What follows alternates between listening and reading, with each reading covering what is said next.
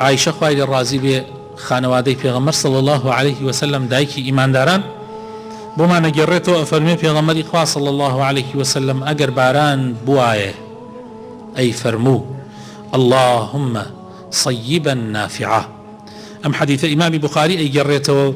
جماري 1032 ولا لفظ إمام أبو داود خوالي الرازي بلا 5099 أفرمي اللهم صيبا هنيئا.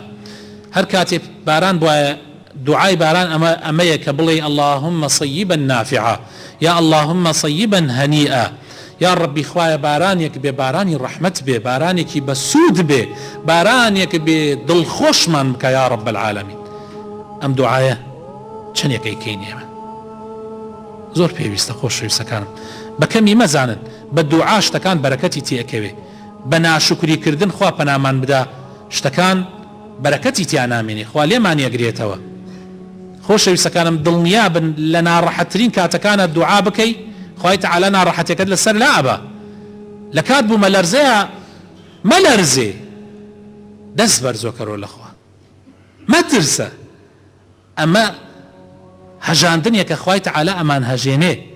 یەکسەر دەستکە بە دوعاکردن یەکسەر لەخوا بپارڕێرەوە ڕامەکە بە ڕاکردن ئیشەکان دەبر نابێ کەس ناتوانێت لە دەستی مەرگ ڕاکە ئەگەر بێت بەڵکو داوا بکە خوای تەعالا سەلامەتتان کە دوعا بکە دوعا زۆر گرنگە. قەومی یونس دوای ئەوەی پێغەمبەر یونس دەرچوو تووڕە بوو لیان هەر ئیمانیان نەهێنا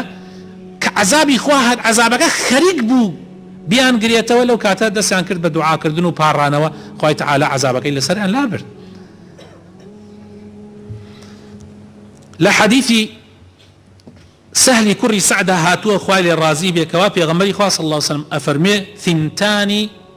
ما تردان الدعاء عند النداء وتحت المطر. إمام حاكم أيجرته وإمام طبراني وشيخ البانيش لصحيح جامعة جمارة 3078 أفرمي حديثك صحيحة بيغمري خواص الله صلى الله عليه وسلم دو دعاهية ناقريتوا دو دعاهية ناقريتوا زور بي مسلمانانيش لو كاتانا دعاناكا يك دعايك أفرمي لكات عند النداء لكاتي بانغا حتى علماء فرمن عند النداء يان لكات بانغا يا كزور كس لو كاتا دعاناكا يان هندي كان أفرمن لدواي بانغا يسبرينا تماشاكا لكاتي بانغا دا حقوتان تاقيكا نوخو هموتان شنو يجي جماعات كبانغا دا دواي بانغا تنها عندك اگر صلوات بدنو دعاي وسيلة بيغمر بخيرن صلى الله عليه وسلم دعاء او يكسر دسكا بن يجي سنة